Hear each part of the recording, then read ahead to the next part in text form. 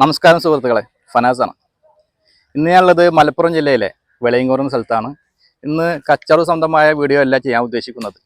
ഇന്ന് നമ്മളോട് കൂടിയിട്ടുള്ളത് മലപ്പുറം ജില്ലയ്ക്ക് വേണ്ടിയിട്ടുള്ള IBAയുടെ ഒരു ഉപഹാരം കൊടുക്കാൻ വേണ്ടിയിട്ടാണ്.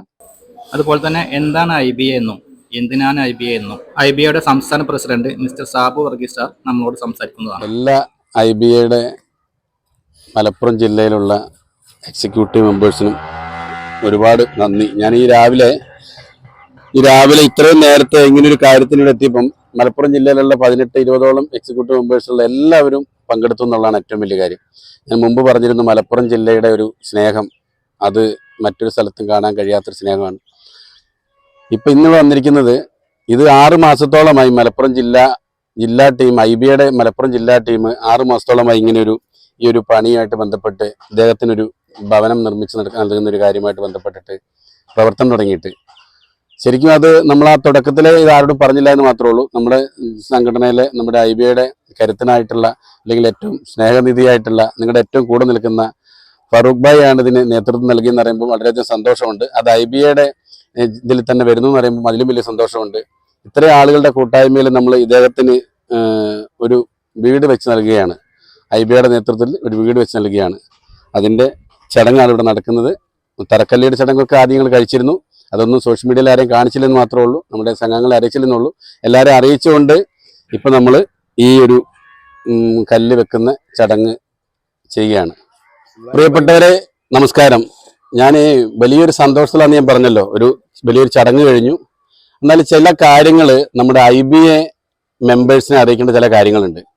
എന്താണ് IBA എന്ന് ചോദിക്കുന്ന ഒരുപാട് ആളുകൾ ഇന്നലെ മിനിങ്ങാന്നുമായിട്ടൊക്കെ ഫേസ്ബുക്കിലായിട്ടും വാട്സപ്പിലായിട്ടും നമ്മുടെ സകല ഫോൺ കോളിലായിട്ടും വിളിച്ച ആൾക്കാർ ചോദിക്കുന്നുണ്ട്, എന്താണ് IBA? ഇതാണ് IBA. ഈ കൂട്ടായ്മയാണ് IBA.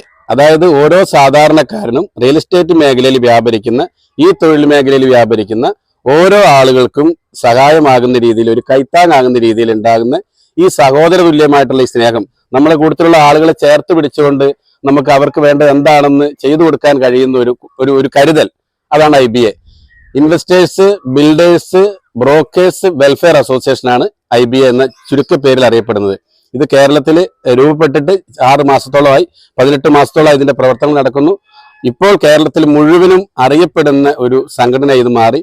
ഇതിന്റെ പിന്നിൽ ഇനി വേണ്ട നമുക്ക് ഒരുപാട് ആളുകൾ, ഇപ്പം വന്നപ്പം പറഞ്ഞു കേട്ടു, പിന്നെ ഒരു സാധു മനുഷ്യൻ വില്ലേജ് ഓഫീസിൽ ഇവിടെ കയറി ഇറങ്ങിക്കൊണ്ടിരിക്കുന്നു.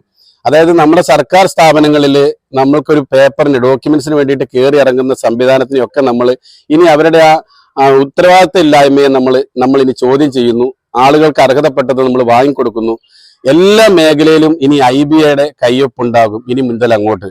അപ്പോൾ ആർക്ക് ഏത് സമയത്തും, രാത്രിയെന്നോ പകലെന്നോ ഒന്നുമില്ല, ഏത് സമയത്തും വിളിക്കാവുന്ന നമ്പറുകൾ, IBAയുടെ നമ്പറുകൾ ഉണ്ടാവും.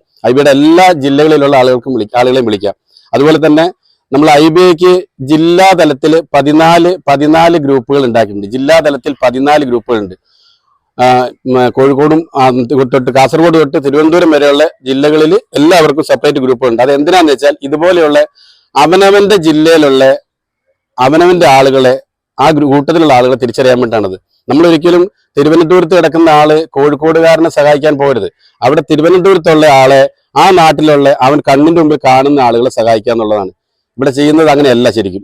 അപ്പൊ നമ്മുടെ IBAയുടെ പ്രത്യേകത എന്ന് പറയുന്നത്, നമ്മുടെ കൂട്ടത്തിലുള്ള, നമ്മുടെ സ്ഥലത്തുള്ള, നമ്മുടെ പ്രദേശത്തുള്ള ആ ഒരു കുട്ടിയുടെ കല്യാണം ആയിക്കോട്ടെ, ഒരു വീട് വെക്കലായിക്കോട്ടെ, മറ്റ് കുട്ടികളുടെ വിദ്യാഭ്യാസ ചെലവായിക്കോട്ടെ, ഈ മേഖലയിൽ വ്യാപരിച്ചിട്ട് ആ തൊഴിൽ മേഖല ചെയ്യാൻ കഴിയാത്ത ആളുകളായിക്കോട്ടെ, അവർക്കുള്ള ഒരു ആശ്വാസമായിരിക്കും ഇനി IBA. ഇനി എന്നും നിങ്ങളോടൊപ്പം IBA ഉണ്ടാവും.